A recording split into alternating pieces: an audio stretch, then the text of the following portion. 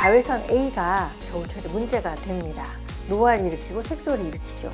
근데 이 자외선 A는요, 흐린 날, 비가 오는 날 실내도 뚫고 들어옵니다. 그 트럭 기사가 왼쪽과 오른쪽이 다른 사진이 있어요. 자외선이 그렇게 매일 받으면요, 한쪽만 노화가 와요. 그래서 우리가 운전을 하는 시간이 많다 그래도 반드시 자외선 차단제 365일 바르셔야 됩니다.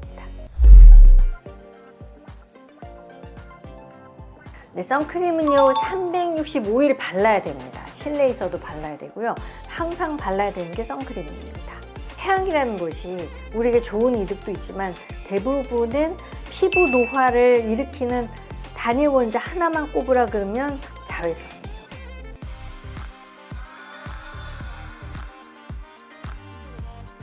이 자외선 차단제는요, 어떤 장소에서 어떤 시간에 바르냐가 굉장히 중요합니다. 그래서 자외선 중에는 A, B, C가 있는데 C는 거의 오존층 때문에 도달 안 해요. B는 우리가 햇볕에 나갔을 때 바닷가에서 막 확 타가지고 껍질 벗겨지는 게 바로 자외선 B예요. 근데 자외선 A는요, 흐린 날 또 실내도 파장이 길어서 침범을 하고요. 겨울철에도 이 우리 표면에까지 우리한테 오는 양이 굉장히 많아요. 70% 이상이 자외선 A입니다. 근데 이 자외선 A가 일으키는 게 뭐냐? 에이징, 노화랑 색소 침착, 기미 이런 거예요. 그래서 365일 자외선 차단을 해야만 되고요. 이 자외선은 비타민 D를 합성하는 좋은 제공인자이기도 하지만 대부분은 일분 발암 물질이에요. 피부에 반복적으로 자외선이 닿았을 때는 피부암이 생길 수 있습니다. 그래서 차단을 하는 것이 좋습니다.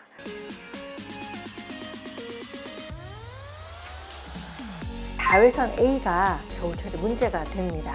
노화를 일으키고 색소를 일으키죠. 근데 이 자외선 A는요, 흐린 날, 비가 오는 날 실내도 뚫고 들어옵니다. 그 트럭 기사가 왼쪽과 오른쪽이 다른 사진이 있어요. 자외선이 그렇게 매일 받으면요, 한쪽만 노화가 와요. 그래서 우리가 운전을 하는 시간이 많다 그래도 반드시 자외선 차단제 365일 바르셔야 됩니다. 겨울철에 얼마나 바르냐? 실내에만 있다면 아침에 한 번 바르셔도 돼요. 잘 안 나가신다면 뭐 세지 않은 걸로 30에서 50짜리 SPF, 그 다음에 PA 지수 3 포지티브, 2 포지티브 이 정도로 바르시면 됩니다. SPF랑 PA가 있는데 PA가 바로 A 차단 지수고요. SPF가 B 차단 지수입니다. 이 한겨울이라고 해도 우리가 스키를 탄다든지 등산을 한다 이럴 경우에는 더 발라야 됩니다.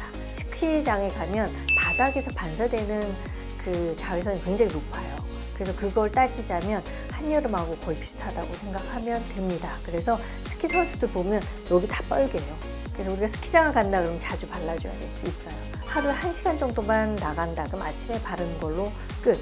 그러나 여름에는 1시간, 2시간마다, 바닷가에서는 1~2시간마다 하루 2번 정도 바르는 것을 추천합니다.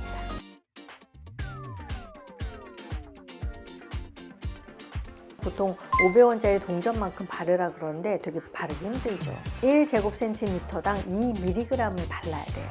얼굴이 크신 분은 그 정도 바르시고 작으신 분은 조금 덜 발라도 돼요. 그 정도를 발라야 되는 이유는 우리가 이 합격 화장품도 합격이 돼야지 SPF 몇 이런 수치가 나오거든요.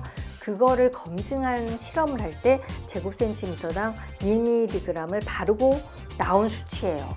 그게 SPF 50이지 조금 바르면 50이 안 나와요.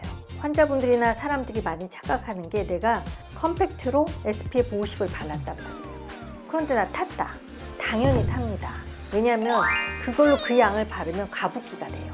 자외선 차단 효과를 잘 얻기가 힘들어요. 그래서 저는 자외선 차단제를 먼저 바르고 덧바를 때 그거를 발라라 라고 얘기를 합니다. 그렇게 해서 양은 충분히 발라주시는 것이 효과에 좋습니다.